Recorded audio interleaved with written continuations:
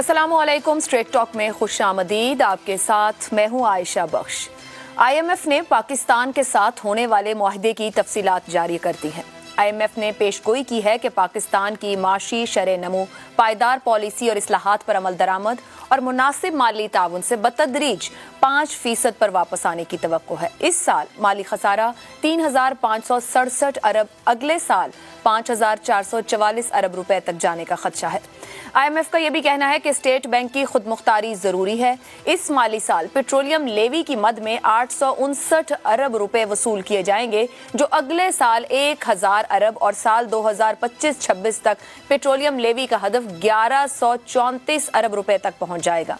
रवां साल non tax revenue की मद में 2,116 अरब रुपए की वसूली का इम्कान है। IMF की जानिब से जारी तफसीलात के मुताबिक इस साल पाकिस्तान का दिफाई बजट 1804 अरब, अगले माली साल 2,093 अरब रुपए हो जाएगा। 2024 में बिजली की कीमतों में इजाफे का नोटिफिकेशन जारी किया जाएगा। पाकिस्तान में महंगाई की शरह 25.9% रहने का इम्कान है। माली साल 2024 में बेरोजगारी की शरह 8% हो सकती है, जो गुज़िश्ता साल 8.5% और 2022 में 6.2% थी। मालियाती खसारा मईशत का 7.5% और कर्जों का हजम 74.9% रहेगा। पाकिस्तान को अगले 3 साल में 87 अरब 42 करोड़ डॉलर की बैरूनी फाइनेंसिंग दरकार है। इस माली साल 28 अरब 36 करोड़ डॉलर, अगले माली साल 27 अरब 16 करोड़ डॉलर और 2025-26 में 31 अरब 89 करोड़ डॉलर फाइनेंसिंग की जरूरत होगी। IMF के मुताबिक रवा माली साल टैक्स रेवेन्यू 11,021 अरब तक जाने का तखमीना है, जो अगले माली साल 13,093 अरब रुपए और माली साल 2025-26 में टैक्स रेवेन्यू का तखमीना 14,738 अरब तक जाने का इम्कान है। मुआहदे के मुताबिक IMF तमाम इक़दामात की मॉनिटरिंग करेगा। यह है तस्वीर का एक रुख। तस्वीर के दूसरे रुख पर सवाल रखेंगे और सवाल पर जाने से पहले कुछ अहम हक़ाइक़ आपके सामने। पाकिस्तान में अशराफिया सालाना 17.4 अरब डॉलर, पाकिस्तानी रुपए में इसे कन्वर्ट कर लें तो 49 खरब से ज्यादा रुपए बनते हैं। 49 खरब से ज्यादा पाकिस्तानी अशराफिया सालाना ये मुराद हासिल करती है। अशराफिया का 20% हिस्सा कौमी आमदन और वसाइल के 50% हिस्से पर काबिज है। 1% अशराफिया के पास मुल्की आमदनी का 9% है। 20% गरीब तबकात के पास मुल्की आमदनी का सिर्फ 7% है। 1.1% फ्यूडल लॉर्ड्स जो है पाकिस्तान के, वो 22% काबिल काश्त रकबे के मालिक हैं। तस्वीर के दूसरे रुख के ये हक़ाइक़ रखने के बाद चलेंगे सवाल की जानिब। पैनल में हमारे साथ है अबसार आलम, ईसार राना, ज़ैगम खान, इफ्तिखार अहमद साहिब। आप चारों का बहुत शुक्रिया। आपसे प्रोग्राम का आज का पहला सवाल, यहाँ पर एक रिपोर्ट को मेंशन कर रही हूँ। पाकिस्तान के हालात पर अक़वाम मुत्तहिदा की रिपोर्ट है। कहती है पाकिस्तानी अशराफिया सालाना 17.4 अरब डॉलर यानी 49 खरब रुपए मुख्तलिफ मुराद की मद में हजम कर जाती है। क्यों कोई भी बड़ी सियासी जमात इस क्रोनी कैपिटलिज्म को ख़त्म करने की बात नहीं करती? इस डिस्पैरिटी को अपनी तरजीह क्यों नहीं बनाती है? ये ब्रीच हमारे हुक्मरानों को नज़र क्यों नहीं आता? ज़ैगम साहिब। आयशा साहिबा, इस सवाल को सुनकर मैं सोच में पड़ गया हूँ कि मैं हंसूं या रोऊं। क्रोनी कैपिटलिज्म सरमाए और हुकूमत के गठजोड़ को कहते हैं, यानी ऐसा इंतज़ाम जिसमें सरमायादार हुकूमत से गठजोड़ की वजह से नाजायज़ फ़ायदे और नाजायज़ मराहत उठाता है। पाकिस्तानी अगर आप सरमायादार को देखें तो एक बड़ा जो क्रोनी सेक्टर है, अब कुछ सेक्टर्स होते हैं पूरे के पूरे जो क्रोनी कैपिटलिज्म की शान होते हैं, उनके सरताज होते हैं, उसमें एक सेक्टर जो बड़ा है वो है शुगर इंडस्ट्री। अब आप मुझे बताइए, पाकिस्तान पीपल्स पार्टी का जो मालिक ख़ानदान है उसका क्या कारोबार है? उसके बाद आप मुझे ये बताइए कि पाकिस्तान मुस्लिम लीग का जो मालिक ख़ानदान है उसका क्या कारोबार है? आगे चलते हैं। एक इनकलाबी आए थे PTI के कप्तान साहब, उनका बता दीजिए कि जो इलेक्शन उन्होंने जीता था तो जिस हेलीकॉप्टर पर वो घूमते थे, जिस जहाज़ पर वो फिरते थे और पाकिस्तान के जो महंगे तरीन उन्होंने इलेक्शन लड़े थे, वो किस इंडस्ट्री के जहाज़ थे, किस इंडस्ट्री के हेलीकॉप्टर थे, किस इंडस्ट्री का पैसा था? और PTI का जो पहला हुकूमत का साल था اس میں پی ٹی آئی کی حکومت نے کہا, میں نہیں کہہ رہا, کہ شوگر انڈسٹری نے اس 1 سال میں 70 ارب روپے ناجائز منافع کمایا ہے. گنے کی قیمت نہیں بڑھی, لیکن انہوں نے اپنی قیمت چینی کی بھی بڑھائی, ٹیکس میں بھی غبن کیا. اب آپ کیا سمجھتی ہیں کہ ان میں سے کون سی پارٹی ہوگی جو کرونی کیپٹلزم کو دباؤ میں ڈالے گی؟ کون سی پاکستان کی کیبنٹ ہے پچھلے کوئی 30 سال سے جس میں شوگر انڈسٹری خود موجود نہیں ہوتی؟ دیکھیے, جو غریب اور امیر کا فرق ہے, جس کے آپ نے بتایا, جو نیشنل ہیومن انڈیکس ہے UNDP کا, اور آپ نے بتایا کہ جو اوپر کے 20% ہیں, یعنی کوانٹائل میں ہم 5 کوانٹائل میں تقسیم کرتے ہیں کسی ملک کی آبادی کو, جب ہم نے آمدنی دیکھی ہو کہ جو ٹاپ کوانٹائل ہے, اوپر کا جو 20% ہے, اس کے پاس آدھی دولت ہے پاکستان کی, اور اس میں مڈل کلاس بھی شامل ہے. یہ ذہن میں رکھیے گا, پاکستان میں جو رولنگ ایلیٹ ہے اور جو اوپر کے مڈل کلاس ہے, اس کا بھی ایک گٹھ جوڑ ہے, وہ بھی ایک پوری کہانی ہے. اور جو غریب ہے بیچارہ, نیچے کا 20% ہے, اس کے پاس صرف 1% کچھ نہیں ہے. بلکہ آپ اس سے ایک درجے اوپر بھی چلے جائیں, آپ نیچے کے 3 کوانٹائل لے لیں, 60% نیچے والے لے لیں, خاص طور پہ جو نیچے کے 40% ہے, نہ تعلیم نہ صحت, وہ پڑھ نہیں سکتے, ان کے پاس ڈاکٹر میسر نہیں, کوئی سہولت دنیا کی ان کے پاس نہیں ہے. اب غریب اور امیر کے فرق کا آپ نے بتایا کہ 1% جو ہے اس کے پاس, 1% جو آبادی ہے اس کے پاس 9% دولت ہے, اور جو نیچے کی 1% آبادی ہے اس کے پاس 0.1% ہے. جو کسی ملک میں تفریق ہوتی ہے, یعنی آمدنی کی جو تفریق ہوتی ہے, غریب امیر کا فرق ہوتی ہے, اس کے لیے دنیا میں ایک پیمانہ ہے, اس کو کہتے ہیں جینی انڈیکس. اگر آپ جینی انڈیکس دیکھیں تو آپ کو نظر آئے گا کہ یہ پاکستان مملکت خداداد جو ویلفیئر سٹیٹ ہے, مطالعہ پاکستان کہتا ہے جی ویلفیئر سٹیٹ ہے, اللہ کی شان. آپ ڈکشنری میں ویلفیئر سٹیٹ کا مطلب ہی بدلیں. بنگلہ دیش سے بھی جینی انڈیکس ہمارا برا ہے, بھارت سے بھی برا ہے, اور ہم کہتے ہیں بھارت سے ہم الگ اس وجہ سے ہوئے تھے کہ وہاں کا بنیا بڑی تفریق پیدا کر رہا تھا, لوگوں کی زمینوں پر قبضے کر رہا تھا. اب کیسے یہ فرق پیدا ہوتا ہے؟ یہ رپورٹ بتاتی ہے کہ ٹیکس مراعات سے آپ فرق پیدا کر رہے ہیں, آپ سستا خام مال ان کو دے رہے ہیں, کسان کو مجبور کرتے ہیں کہ سستی چیز دے, آپ مراعات دیتے ہیں سستا خام, اور آپ ان کو اجازت دیتے ہیں کہ اپنی چیز مہنگی بیچو. دکانداروں کی تو اس رپورٹ نے بات ہی نہیں کی. آپ کو پتہ ہے 1/4 دولت ہے, ٹیکس دینے کو وہ تیار نہیں ہیں. تو یہ ریاست خود اس تفریق کو بڑھا رہی ہے. اب آخری بات میں آپ کو کروں, ابھی جو اس وقت ہو رہا ہے, ایک آخری بات پلیز, میں صرف آدھا منٹ لوں گا. پاکستان کا آئین یہ کہتا ہے کہ حکومت کی ذمہ داری ہے کہ 5 سے 15 سال کی عمر کے بچوں کو پڑھائے, تعلیم دے. 2.5 کروڑ غریب کا بچہ سڑکوں پر ہے. وزیر اعظم صاحب 7 ارب روپے کے لیپ ٹاپ مڈل کلاس کے بچوں کو بانٹ رہے ہیں, انجینئرز کے بچوں کو, ڈاکٹر کے بچوں کو. کہتے ہیں یہ بچے قابل بڑے ہیں. کہاں آئین میں لکھا ہے کہ قابلوں کو آپ جا کے لیپ ٹاپ بانٹیں گے اور غریب کے بچوں کو تعلیم تک نہیں دیں گے؟ تو یہ ہے ہمارے معاملات. ویلڈ پوائنٹ زیغم صاحب, بڑے اچھے سے آپ نے سامنے رکھ دیا کہ کیوں یہ ترجیح نہیں ہے کرونی کیپٹلزم یا اس گٹھ جوڑ کو ختم کرنا. اب سار صاحب آپ کی جانب آؤں گی. میں نے پہلے IMF کی اوپر معاملات اسی لیے رکھے, 8 سے 23 تک 15 سال میں 4 معاہدے, 11 سال ہم IMF پروگرامز کے نیچے چلے, پیپلز پارٹی, نون لیگ, PTI. اس کا مطلب ہے کوئی بھی اس ویشیس سرکل سے نہ ہمیں نکالنا چاہتا ہے, نہ ان کی ترجیح ہے, کیونکہ ذاتی مفاد کچھ اور ہے. عائشہ, آپ کی بات بالکل ٹھیک ہے, اور میں اس میں سمجھتا ہوں کہ اس میں UNDP کی جو رپورٹ میں باتیں کی گئی ہیں وہ بھی کوئی گاسپل ٹروتھ نہیں ہے. UNDP اور یونائٹڈ نیشنز اور امیر ممالک جتنے بھی ہیں وہ سب اس کے ڈائریکٹلی اور انڈائریکٹلی ذمہ دار ہیں. ہمارے ہاں جو پرابلم ہے وہ اس کی وجہ میں زیغم صاحب نے بہت اچھے طریقے سے اکیڈیمک سٹائل میں بتائی ہیں, لیکن میں آپ کو تھوڑا سادگی سے کچھ چیزیں بتانا چاہتا ہوں. ایک تو ہمارے ہاں جو مذہب کا استعمال ہے نا, وہ امیر اور غریب کا فرق کو ختم نہیں ہونے دے رہا.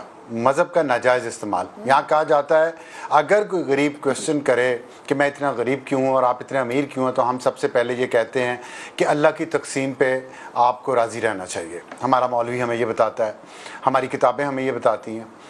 تو اس وجہ سے پہلے ہی دن غریب کو یہ بتا دیا جاتا ہے کہ آپ کی غربت آپ کی قسمت ہے اور یہ اللہ نے لکھی ہے اور آپ نے اس میں خوش رہنا ہے.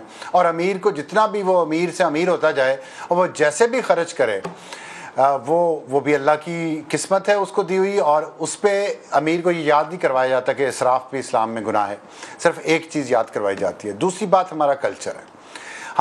ہمارا کلچر جو ہے اس میں جو کلاسزم ہے, جو تفریق ہے, اور وہ حسن نثار صاحب ہوتے تو شاید وہ اس بات کو کسی اور طریقے سے بتاتے, لیکن جو ہمارے ہاں برہمن اور شودر اور اس کے درمیان کی جو کلاسز ہیں نا, چاہے ہم مسلمان ہیں پھر بھی یہ ہمارے اندر ڈرل کر دی گئی ہیں. ہم آج بھی مسلی, کمی, چمار, چنگڑ, یہ ہمارے ہاں ایک گالی ہے اور ایک کلاس ہے اور جو بہت بڑی ہے, ہم اس کو انسان نہیں سمجھتے. پھر اس کے بعد ہمارے اندر جو ایک ورکنگ کلاس ہے اس کی یہاں پہ عزت نہیں ہے. مثلا جتنے بھی ہنر ہیں, کمہار ہے, موچی ہے, مراسی ہے, گھر میں صفائی کرنے والا یا باہر سڑک پہ صفائی کرنے والا ملازم ہے, ڈرائیور ہے, ان کو برابر کے انسان سمجھا نہیں جاتا, ان کے برابر کے حقوق نہیں سمجھے جاتے. یہ برابر میں بیٹھ کے کھانا نہیں کھا سکتے, ان برتنوں میں نہیں کھا سکتے جس میں ہم کھاتے ہیں. اور ان کو وہیں رکھنا یا ان کو تھوڑی سہولت پرووائڈ کر دینے سے ہمیں یہ لگتا ہے کہ اگر ہم نے ان کے منہ کو خون لگا دیا, جو ہم یہ سمجھتے ہیں جو کلاس ایک ہماری ہے اپر کلاس, کہ اگر ان کے منہ کو خون لگ گیا تو ہمارے کام کون کرے گا, ہمارے ملازمت کون کرے گا, ہمیں وہاں سے پانی کا گلاس بھر کے کون پلائے گا. ویسٹ جو ہے وہ اس میں سے نکل گیا بہت عرصہ پہلے, حالانکہ اسلام وہاں نہیں تھا, لیکن اسلام کی جو ٹیچنگ تھی اس پہ انہوں نے عمل کیا. انہوں نے امیر غریب کے فرق کو کم کیا. امیر غریب وہاں بھی ہے اپنی سوسائٹی کے اندر ان کے ہیں, لیکن امیر غریب کا فرق اتنا نہیں ہے کہ وہاں کا غریب بھی آئی فون خرید سکتا ہے. یہاں کا غریب کبھی آئی فون خرید سکتا ہے؟ مجھے بتائیں, آپ نہیں خرید سکتا نا. یہ ہمارے نظام کی اور ہمارے کلچر کی خرابی ہے. سب سے آپ ہی کی گفتگو کے دو رخ ہیں. آپ نے جہاں سے گفتگو کا سر آغاز کیا, آپ نے مذہب کی بات کی. مذہب کہتا ہے محنت میں برکت ہے, مذہب کہتا ہے جستجو کرو, مذہب کہتا ہے ان کے حصول کے لیے چین جانا پڑے جاؤ, اور سائنس کو تو مسلمز نے رول کیا. دوسری بات, آپ نے معاشرے کے اندر ان کو ٹریٹ کیسے کیا جاتا ہے. تو پھر مناسب نہ ہو ہم اس کو معاشرتی ناہمواری کہیں یا ہم معاشرتی امتیاز کہیں, جہاں پہ جس کو رول کرنے کی عادت ہو گئی ہے وہ اس کو رول کرنا ہی پسند ہے. اس کا وہ سینس نہیں ہے. دراصل جو اب آپ لیٹر آن بات کر رہے ہیں, یہ وہ وجہ ہے جو ان کو توجہ نہیں دینے دیتی اس بات کی طرف کہ ہمیں ایک ایکویلٹی پیدا کرنی ہے معاشرے کے اندر, ایکویٹی کی طرف کام کرنا ہے. معاشی ناہمواری پیدا کی گئی ہے نا, جان بوجھ کے پیدا کی گئی ہے, بدنیتی ہے, منافقت ہے ہماری, اور تو کوئی وجہ نہیں ہے اس کی. یہ کیسے ہو سکتا ہے کہ ایک کلاس جو ہے وہ, آپ نے کہا کہ اب اگر جس کے پاس پیسہ ہے, اب محنت کی بات کی ہے نا آپ نے, پیسہ ہے اور اگر آپ محنت بھی کرتے ہیں, آپ ایک فیکٹری سے دوسری فیکٹری لگا لیتے ہیں. آپ نے کسی کی زمین, غریب آدمی کی زمینوں پہ قبضے کر کے آپ لوگ ہاؤسنگ سوسائٹیاں بنا لیتے ہیں, ان کو پیسے کتنے دیتے ہیں. یہ کس طرح کی محنت ہے کہ ایک طرف تو اتنے ارب پتی ہو جائیں آپ دوسروں کی زمینوں پہ قبضہ کر کے, دوسرے جس کی زمین ہے جس پہ آپ نے گھر بنایا ہوا تو اس پہ وہ بھی تو بیچارہ محنت کرتا ہے, لیکن اس کو محنت کا پھل کتنا ملتا ہے اس کو. کیا ہم منیمم ویجز, ہم منیمم ویجز جو ہیں کم از کم, منیمم ویجز ہی بہت کم ہے, لیکن کیا ہم وہ انشور کرتے ہیں کہ سب کو دی جائے؟ نہیں دی جاتی. آپ میڈیا کا حال دیکھ لیں, ہم دوسروں کو تلقین کرتے ہیں. کتنے ہمارے میڈیا کے چینلز ہیں جو سیلریز جو ہیں وہ اکاؤنٹس میں بھجواتے ہیں, آدھی کیش دیتے ہیں, آدھی اکاؤنٹ میں بھجواتے ہیں. کیوں کرتے ہیں؟ ٹیکس چوری کرنے کے لیے. ٹیکس چوری آپ کے خیال میں ہمارے نظام کو نہیں پتا, ہمارے حکمرانوں کو نہیں پتا کہ ٹیکس چوری, یہی تو بات ہے نا, حکمرانوں کو پتا ہے. مگر زیغم صاحب کہہ رہے ہیں کہ وہ گٹھ جوڑ اور ذاتی مفاد. میں آپ کی طرف آؤں گی. ایثار صاحب وہی بات لے کے جو کر رہے ہیں, ایک سے دوسری فیکٹری یا کہیں پہ قبضہ, سر پھر تو قانون کی بات ہے نا. قانون کی عملداری کسی عام ایماندار بندے کو جو سارا ٹیکس بھی دیتا اس کی تو فیکٹری شاید ایک سے دو نہ ہو. یہاں تو پھر وہی گورنمنٹ کی اپروچ کیا ہے اپنے سٹیزنز کو ٹریٹ کرنا, حکومتوں کی اپروچ کیا ہے 23 کروڑ کو ایک پیمانے پر ٹریٹ کرنا, قانون کا نفاذ کیا ہے اس 23 کروڑ کے لیے. کیوں ترجیح نہیں ہماری اشرافیہ کی؟ دیکھیں, مجھا دیاں بھیناں ہوندیاں نے, ٹگے دے آپس وچ کزن ہوندے نے. اسی طرح حکومت اور سرمایہ دار جو ہوتے ہیں نا, یہ ٹوئنز, برادر بہن کی طرح ہوتے ہیں. اس کی ایک چھوٹی سی مثال میں آپ کو دیتا ہوں. پچھلی حکومت میں $3 ارب قرضوں کی شکل میں دیے گئے. ایک ایسا ملک جو $1 ارب 20 کروڑ کے لیے, جس نے IMF کے سامنے اتنی الٹ بازیاں کھائیں کہ اگر یہ الٹ بازیاں اس نے اولمپک میں کھائی ہوتی تو گولڈ میڈل مل جاتا. ٹھیک ہے, $1 ارب 20 کے لیے, $20 کروڑ کے لیے $3 ارب آپ نے سرمایہ داروں میں, طاقتوروں میں تقسیم کر دیے. بہت برا کیا قاسم کے ابو نے. لیکن یہ حکومت کیوں کہہ رہی ہے کہ ان کیمرہ ہم ان کے نام بتائیں گے؟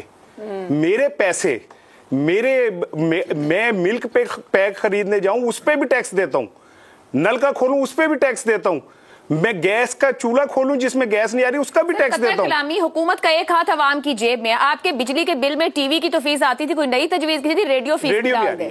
میں یہی عرض کر رہا ہوں نا, ایک ہاتھ عوام کی جیب میں ساری. مجھے تو ایسا لگتا ہے کہ کہیں ایسا نہ ہو کہ بجلی کے بلوں کے اندر وزیر اعظم کی شیروانی کے دھلوائی بھی ڈال دی لوگ, کچھ بھی ممکن ہے. میرے ایک دوست جو لائٹ صرف موم بتی تلاش کرنے کے لیے آن کرتا ہے, اس کو اتنا بل آ گیا کہ وہ روتا پھر رہا ہے. ان کو کس چیز کے نام پہ آپ سینکڑوں یونٹ جو ہے مفت دے رہے ہیں؟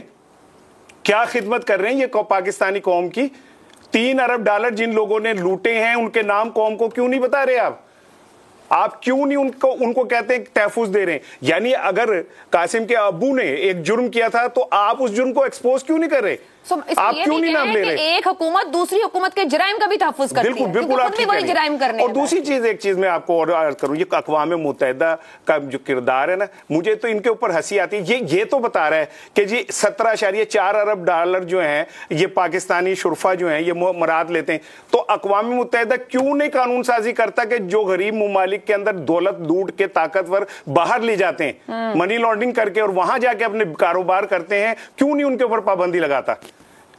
اب یہ جو کرونی کیپٹلزم ہے نا, اسے پاکستان سے ذرا اوپر لے جائیں, باہر لے جائیں کہ یعنی جو اوپر کی اشرافیہ ہے وہ پاکستانی اشرافیہ کو سپورٹ کرتی ہے, اور یہاں سے جو لوٹ کے لے جانے والے ہوتے ہیں ان کو تحفظ دیتی ہے کہ آپ دبئی میں, آسٹریلیا میں, برطانیہ میں جہاں چاہے کاروبار کریں اور آپ پیسوں کا پاکستانی پیسے اٹھا کے لے جائیں, کوئی آپ سے پوچھنے والا نہیں ہوگا. تو یہ اوپر سے نیچے تک چل رہا ہے, اور یہ تب تک نہیں ختم ہو سکتا جب تک ابھی ابصار بھائی اس طرف آئے نہیں. لیکن میں یہ کہہ رہا ہوں, یہ جو برمن اور شودروں کے درمیان کے طبقے ہیں نا, ان کو آپ نے پہلے دن سے لے کے آج تک اسی کام کے لیے رکھا ہے کہ انہیں کچلا جائے اور رونے کا موقع بھی نہ دیا جائے. وہ بھی حبیب جالب کے جو غزلیں اور گیت ہیں نا انقلابی, وہ بھی شہباز شریف خود گا لیں. سوال یہی ہے کہ آخر کیوں نہیں حکومتوں کی ترجیح یہ پیالہ لے کر ملک پھرنا آسان کام ہے, اور کیا باہر والے آ کے اس گھر کو سیدھا کریں گے؟ افتخار صاحب, یہ جو 49 کھرب جس کی ہم بات کر رہے ہیں, ہمارے اس سال جو بجٹ دیا گیا اس کا کم از کم تیسرا حصہ ہے. یہ کوئی انقلاب تو آنے سے رہا کہ آ کے سب کچھ سیدھا ہو جائے گا ایک دم؟ ہم جب یہ بات کرتے ہیں کہ 1.1% جو جاگیردار طبقہ یا زمیندار طبقہ ہے وہ 22% اس کے ریسورسز پر قابض. کس نے سوچنا ہے؟ آپ نے بہت پیاری باتیں کی. مجھے ایسا لگا کہ میں کسی انقلابی جماعت کی کسی یونٹ میں بیٹھا ہوں اور اس کو بتایا جا رہا ہے کہ یہ ملک میں تباہی کیسے آ رہی ہے اور اس کو تفریق کر کے بتایا جا رہا ہے. آپ اس ملک میں بنیادی جمہوریت, ہاں میں لگتا ہے ایسے جتنا بریفنگ مجھے ملی ہے تو لگا یہ کہ میں بیٹھا ہوں اور سن رہا ہوں اور بزرگ مجھے بتا رہے ہیں. آپ ہماری ایفرٹ کو تو اپریشیٹ کر رہے ہیں, ہم آپ سے جاننا چاہ رہے ہیں کہ UNDP کی اس ایفرٹ کو میں اپریشیٹ کرتا ہوں. کاش ہمارے حکمران بھی کرے. ویسے جب یہ رپورٹ لائے تھے اس وقت کے پرائم منسٹر اور فارن منسٹر کے سامنے سب پرائم منسٹر فارن منسٹر ایک جیسے ہوتے ہیں. یہ میرا تجربہ ہے, یہ میرا تجربہ جی, یہ میرا تجربہ ہے, آپ کا تجربہ نہیں ہے, میرا تجربہ ہے. ٹھیک ہے, یہ سب ایک جیسے ہیں. لٹیرے سب ایک جیسے ہوتے ہیں. لٹیروں کی نہ کوئی نسل ہوتا ہے, کوئی نہ نام ہوتی ہے, نہ کوئی شناخت ہوتی ہے, اور لٹنے والے جو بیچارے ہیں ان کا بھی نہ کوئی نام ہوتا ہے, نہ شکل ہوتی ہے, نہ صورت ہوتی ہے. یہ جنگ ہے ان لوگوں کے درمیان جو لوٹے جا رہے ہیں اور جو لوٹ رہے ہیں. سیدھی سادی بات کیوں نہیں آپ کرتے کہ جب تک یہ جنگ پاکستان میں نہیں لڑی جائے گی یہ صورتحال برقرار رہے گی, یہ تبدیل نہیں ہوگی. اور جب ہم کہتے تھے کہ زمین اس کی جو کاشت کرے تو لوگوں نے کہا کہ یہ تو کفر پھیلا رہے ہیں, یہ تو لوگوں کو بہکارے ہیں.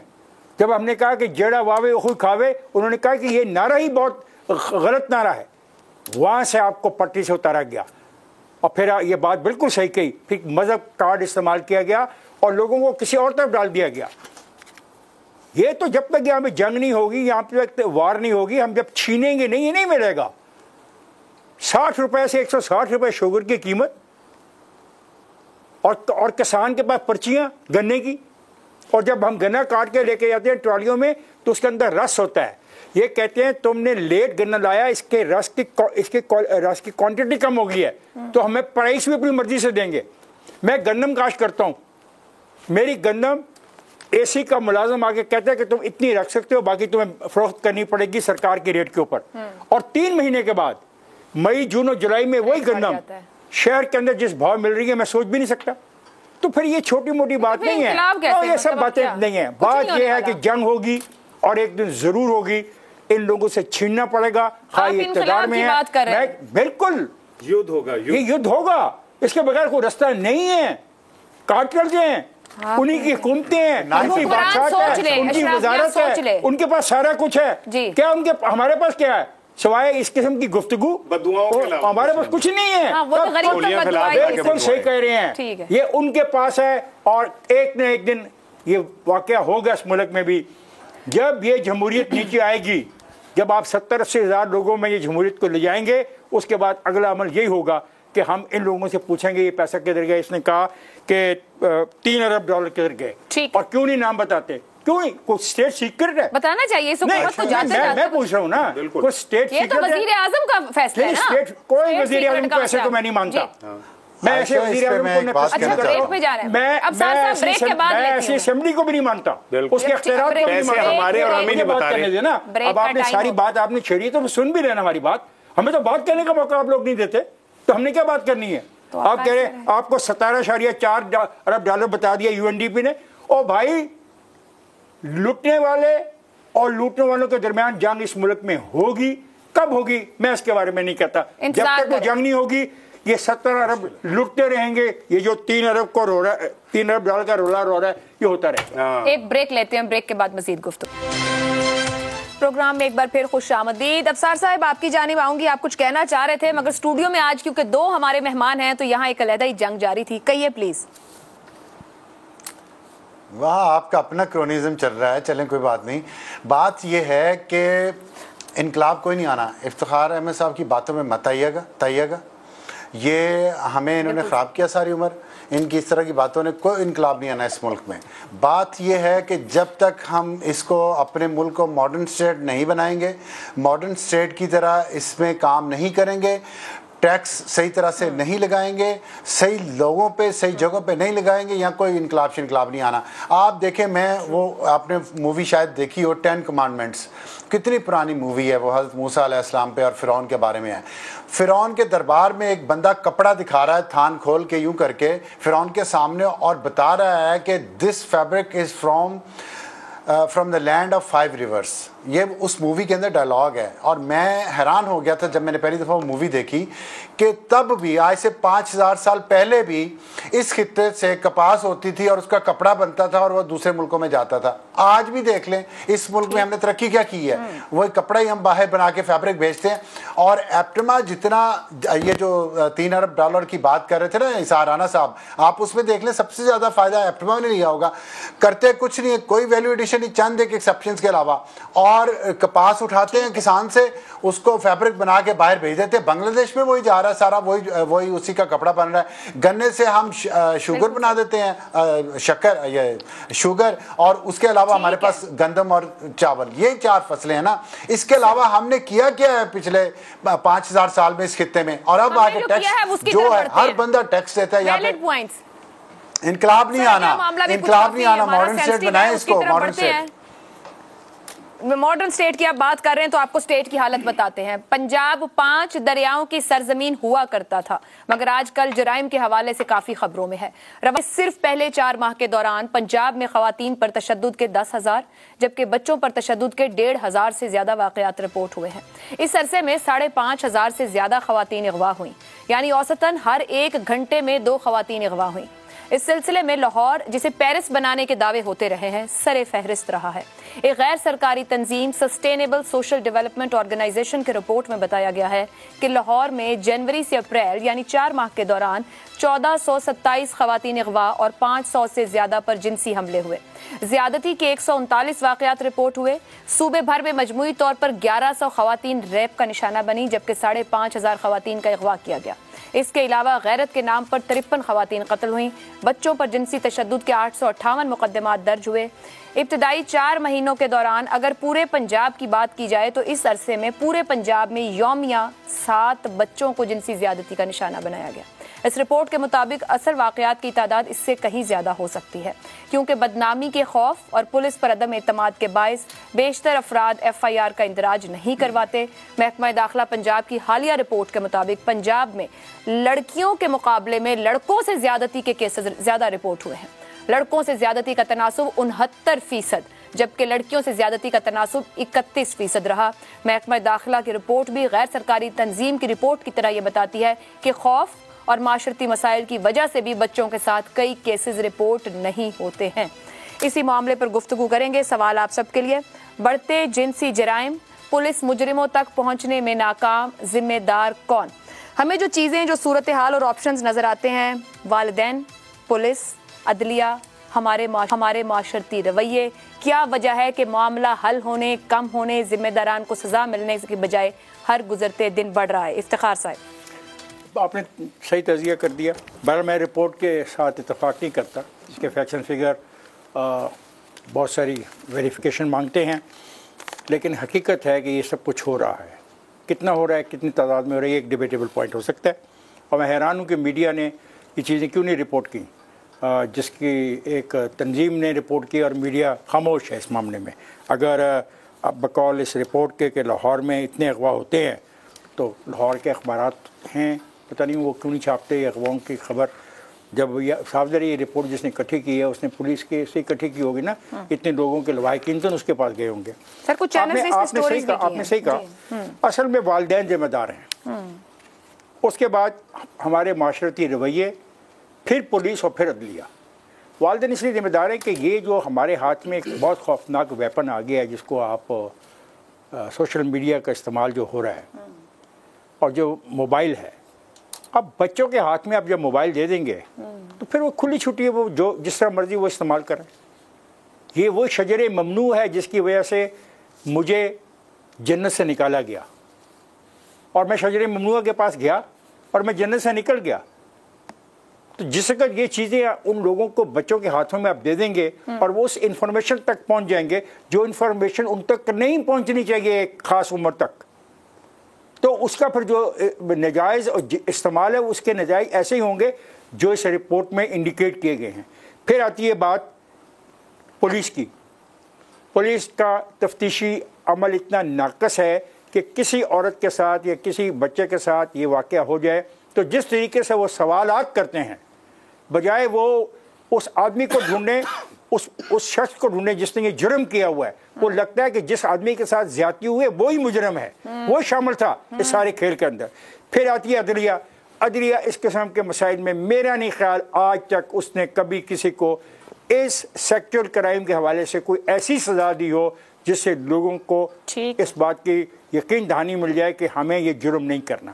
سو ون بائی ون ہمارے والدین ان کو بہیو کرنا چاہیے۔ وہ مزدور ہیں، جس طرح بھی آپ نے پچھلے حصے میں کہا، غربت ہے، وہ اپنی دیہڑی کرے۔ اب پوچھا جائے گا کہ دیہڑی والوں کے پاس موبائل کیسے آ گئے؟ یہ بڑی عجیب بات کر رہا ہوں میں، یعنی کہ ہمارے ملک میں موبائل تو ہے، لیکن اس موبائل کو کیسے استعمال کرنا ہے، کس نے استعمال کرنا ہے، کب استعمال کرنا ہے، یہ والدین کی ڈیوٹی ہے۔ درست، باقی بعد میں چیزیں، باقی سب باتیں بعد میں، لیکن صرف موبائل ہی کو کیا وجہ کہا جا سکتا ہے؟ زیغم صاحب، اور ساتھ ہی میں انوش مسعود ہیں، SSP لاہور آپریشنز۔ یہ جب پورا معاملہ، یہ رپورٹ سامنے آئی تو BBC نے بھی اس کو اٹھایا، اس پر بات ہوئی، انہوں نے اپنی کچھ رائے کا اظہار کیا، جس میں رپورٹنگ، میڈیکل DNA سیمپلنگ کے علاوہ انہوں نے خود بھی نمبرز دیے اس پورے معاملے کے، جس میں کہا 55% کیسز میں پڑوسی، یہ میں بچوں کی اگر بات کر رہی ہوں، 13% میں رشتہ داروں پر الزامات آتے ہیں۔ وہ اس کے اوپر کچھ کرنا بھی چاہ رہے ہیں آگے، جس طریقے سے آپ کہیں کہ برٹن میں چائلڈ سیکس آفینڈر ڈسکلوجر اسکیم ہے کہ ان کو نیم اینڈ شیم کیا جائے جن لوگوں کے نام ایک بار آ جائیں۔ کیا ضروری ہے تاکہ معاشرے میں ایک اویئرنیس بڑھے، لوگ بھی ڈسٹینس کریں، نیم اینڈ شیم کریں؟ یقیناً ایسے اقدامات کی ضرورت ہے۔ 1999 میں لاہور میں ہی تھا اور صحافت کر رہا تھا، جب ایک آدمی نے، جس کا نام جاوید اقبال تھا، 100 بچوں کے ساتھ زیادتی کر کے اس کو قتل کر دیا تھا۔ کوئی قانون نافذ کرنے والا ادارہ اس تک نہیں پہنچا تھا اور ماننے کو بھی تیار نہیں تھے جب ان کے پاس رپورٹ جاتی تھی۔ ایک صحافی نے دیوار کود کر اس جرم کا سراغ لگایا تھا تو تب دنیا کو پتہ چلا تھا، اور یہ بڑی خبر اس وجہ سے بنی کہ 100 بچوں کے ساتھ ایک آدمی نے کیا تھا، ایک جگہ پہ ہوا تھا، ایک ایک کر کے آج بھی ہو رہا ہے۔ میرے خیال میں اس کا سکیل اس سے بھی زیادہ بڑھ گیا ہے۔ اب یہ جو مسئلہ ہے اس کے 3 پہلو ہیں. پہلا پہلو جو ہے وہ ہے قانون کی عملداری، کہ ہمارے قانون کیسے ہیں، ہمارا لیگل فریم ورک کیسا ہے، ہمارا قانون شہادت کیسا ہے، قانون نافذ کرنے والے ادارے کیسے ہیں، ان کی تربیت کیا ہے، ان کے پاس وسائل کیا ہیں، ان کے پاس لیبارٹریز کیسی ہیں، ان کے پاس طبی سہولتیں کیسی ہیں. اب یہ سب چیزیں ہو سکتا ہے پنجاب کے ایک شہر میں تو ہوں، سندھ کے ایک شہر میں ہوں، کے پی کے ایک شہر میں ہوں، لیکن اتنے بڑے بڑے ہمارے صوبے ہیں کہ کیا ایک جگہ اگر یہ لیبارٹری موجود ہے تو وہ پنجاب جیسا ایک صوبہ جو دنیا کے بیشتر ملکوں سے زیادہ بڑا ہے اس کو کیٹر کر سکتا ہے؟ تو ایک تو ہمیں قانونی پہلو کو دیکھنا ہے اور اس کو تبدیل کرنا ہے اور اس کے لیے ڈیٹا بھی جمع کرنا ہے. دیکھیں افتخار صاحب نے بہت اہم سوال اٹھایا کہ اگر ڈیٹا ہی نہیں ہے ہمارے پاس، ہم دیکھ ہی نہیں رہے اس کو، اور ایک این جی او ہمیں بتا رہی ہے این جی او کے پاس کیا وسائل ہو سکتے ہیں، انہوں نے بھی زیادہ ڈیٹا اسی طرح ہی جمع کیا ہوگا، اخبارات کے رپورٹیں، پولیس کی رپورٹیں، تو پھر ہم اس کو حل کرنے کی طرف کیسے جائیں گے؟ دوسری بات ہے معاشرہ، کہ کیا معاشرے کو احساس ہے کہ اس ملک کے جو غریب طبقے ہیں، جو بچے ہیں، جو خواتین ہیں، جو معذور ہیں، ان کے ساتھ کیا سلوک ہو رہا ہے؟ کیا یہ معاشرہ اپنے لڑکوں کو، اپنے مردوں کو سکھا رہا ہے کہ آپ نے جانور نہیں بننا، بھیڑیے نہیں بننا، آپ نے بچوں کا شکار نہیں کرنا، آپ نے مظلوم عورتوں کا، غریب عورتوں کا شکار نہیں کھیلنا؟ ٹھیک، ایک معاشرتی رویوں میں تب مہم کی ضرورت ہے، تعلیم کی ضرورت ہے، ذمہ داری معاشرتی رویوں پر ہے. جی میں آخری بات بھی کر دوں، 3 باتیں میں نے عرض کی تھی کہ خواتین کو مقتدر بنانا. جب تک خواتین خود طاقتور نہیں ہوں گی، جب تک ان کی معاشی حیثیت بہتر نہیں ہوگی، تعلیمی حیثیت بہتر نہیں ہوگی، ان میں اعتماد نہیں ہوگا، اور بچوں کو آپ مقتدر نہیں کریں گے، 2.5 کروڑ بچوں کو سڑکوں سے اٹھا کر واپس سکولوں میں نہیں لائیں گے، یہ مظلوم مقتدر نہیں ہوں گے تو وہ شکار رہیں گے. درست. ایک بریک کی طرف جانا ہے، مظلوم کو مقتدر کرنا ہوگا، ہمیں اپروچ بدلنی ہوگی ایسے معاملات کو ہینڈل کرنے کی. مزید گفتگو اس بریک کے بعد. بڑھتے جنسی جرائم، پولیس مجرموں تک پہنچنے میں ناکام، ذمہ دار کون؟ والدین، پولیس، عدلیہ، معاشرتی رویے. ابصار صاحب. ہمارا میرے خیال میں کلچر اور نظام جو ہے وہ پورا اس کا ذمہ دار ہے، اور اس کی وجہ یہ ہے کہ ہماری کوئی ڈائریکشن نہیں ہے. زیگم صاحب پہلے بھی کئی دفعہ یہ بات کر چکے ہیں، 2.5 کروڑ بچے اسکول سے باہر ہیں، ان کو اسکولوں میں لانا چاہیے. یہ تو پہلا سٹیپ ہے، لیکن اس کے بعد کیا ہوگا؟ وہ 2.5 کروڑ بچے اسکولوں میں آئیں گے تو وہ اسکول کون بنا کے دے گا؟ کتنے اسکول چاہیے ان کے لیے؟ کتنے ٹیچرز چاہیے؟ کیا ہمارے پاس فنڈز ہیں؟ کیا ہمارے پاس پیسے ہیں؟ کیا ہمارے پاس پرائرٹی ہے کہ ہم نے ان اسکولوں پہ پیسے لگانے ہیں، ٹیچرز کو ہائر کرنا ہے، ان کو سیلریز دینی ہے؟ پھر 2.5 کروڑ بچوں کو آپ پرائمری پاس کرنے کے بعد ان کو خواب دے کے ان کو کیا کریں گے؟ ان کو میکسیمم کیا ہوگا؟ وہ گریجویشن کر جائیں گے، کسی نہ کسی بی اے کر لیں گے، ایم بی اے کر لیں گے، ایجوکیشن میں گریجویشن، اس طرح کے سبجیکٹس میں کر کے پھر ہم کیا کریں گے؟ پہلے بھی تو یہی حالت ہے، نہ ہم پاپولیشن کنٹرول کر رہے ہیں. دیکھیں ریاست کی جو ڈائریکشن ہوتی ہے نا وہ بڑی ضروری ہے. پہلی بات ہے پاپولیشن کنٹرول، پھر جتنی آپ کی پاپولیشن ہے اس کی صحیح تربیت، ان کے اسکولوں میں جو نصاب پڑھایا جاتا ہے اس میں یہ چیزیں ہوں. نہ ہم ٹریفک کے قوانین کے بارے میں بتاتے ہیں، نہ ہم انہیں انسانی حقوق کے بارے میں بتاتے ہیں، بس ہم انہیں جو الٹی سیدھی جھوٹ ہے وہ پڑھائے رکھتے ہیں، اور پھر ہم ہاف لٹرٹ لوگ جو ہے وہ سڑکوں پہ بھجوا دیتے ہیں. نہ ان کے پاس کوئی سکل ہوتی ہے، صرف ڈگریاں ہوتی ہیں جن کا کوئی فائدہ نہیں ہے، نہ اس دنیا میں نہ اگلی دنیا میں. تو کم از کم ہمیں جب تک کوہیجن نہیں آئے گی اور پورے ملک کا نظام ایک طرف نہیں چلے گا، ہم تب تک کچھ نہیں کر سکتے. جب میں یہ جو کلاسزم کی میں بات کر رہا ہوں، ایک کلاس کو تو ہر قسم کی سہولت حاصل ہے، ان کو اسکول بھی اچھے ملتے ہیں، اس کے بعد وہ باہر پڑھنے کے لیے چلے جاتے ہیں، وہیں یا تو وہ سیٹل ہو جاتے ہیں یا واپس آتے ہیں. یہاں کی جو کرونی کیپٹلزم ہے اس کے ذریعے اچھی نوکریاں مل جاتی ہیں. لیکن غریب کا بچہ نسل در نسل وہ ان پڑھ رہے گا، اور چھوٹی عمر میں یہ گلیوں میں کام کرے گا، ورک شاپوں میں کام کرے گا، وہاں ایکسپلائٹ بھی ہوگا، نہ اس کے پاس ڈگری ہوگی نہ اسکل ہوگی. تو ہم نے اگر ہم نے ڈائریکشن لینی ہے، ان تمام چیزوں سے بچوں کو بچانا ہے، تو ایک ڈائریکشن میں چلیں پلیز. ٹھیک ہے اسار صاحب، یہ جو ڈائریکشن یا اپروچ درست نہیں ہے، اس کا ذمہ دار کون ہے؟ دیکھیں بہت ساری باتیں ہو گئی، اپروچ کے اوپر میں آپ سے کرتا ہوں. افتخار صاحب بھی لاہور میں رہتے ہیں. یہ جو داتا صاحب کے ارد گرد ہوٹل ہیں نا چھوٹے چھوٹے، پولیس کو پتہ ہے کہ وہاں کیا ہوتا ہے اور کس طرح ہوتا ہے، اور پولیس پروٹیکشن دیتی ہے ان ہوٹلز کو، کیونکہ میں لاہوریہ ہوں، میں بہتر جانتا ہوں ان چیزوں کو. تو جب آپ کی انتظامیہ ہی कुछ चीज़ों को खुद प्रोटेक्ट करने लगे, और जब आपके पास कोई शिकायत लेके जाए तो आप उससे ऐसे ह्यूमिलेटिंग सवाल करें जिससे वो सबके बीच के अंदर एक दफ़ा पहले ज़्यादती का शिकार हुआ हो, फिर तफ्तीश के नाम पर रोज़ाना ज़्यादती का शिकार, और उसका मजाक उड़ाया जाए उसकी बेबसी का, तो फिर उस मुआशरे में क्या होगा। एक कायदे आज़म के मज़ार के करीब जो एक वाक़या हुआ है जिसमें सैकड़ों बच्चियों के साथ ज़्यादती हुई, वो आप पढ़ लें, आपके रोंगटे खड़े हो जाएंगे कि वहाँ पे क्या पुलिस नहीं थी, वहाँ पे क्या रेंजर्स नहीं थी, सब कुछ था। और एक कुटिया जो वहाँ पे एक मुलाजिम की थी, वहाँ पे लोगों को, बच्चों को अगवा करके ले जाके जो कुछ होता रहा, उससे आप समझ लें कि जिस मुल्क के अंदर जंगल का कानून हो जाए और जहाँ पे इंसाफ मिलना मुमकिन ना रहे, तो वहाँ पे फिर ऐसे ही होता है, ताकतवर कमजोर के साथ हमेशा यही करता है। गुफ्तगू आपने सुनी, खवातीन बच्चों पर जिनसी संगीन जुर्म है, ऐसे रवैये रोकने की तरफ पहला कदम यह है कि लोग ऐसे जुराइम छुपाने की बजाय